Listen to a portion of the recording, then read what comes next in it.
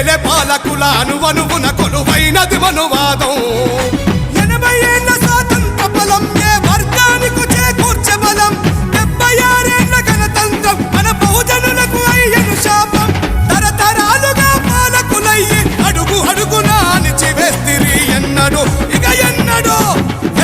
పూర్తిగా అమలు చేస్తిరిరా భారత రాజ్యాంగం ఏనాడు మీరాలోచిస్తిరి సామాజిక న్యాయం ఏ భారత ప్రభుత్వం అమలు చేసింది అంబేద్కర్ వాదం ఏలే పాలకుల అనువనుగున కొలువైనది మనువాదం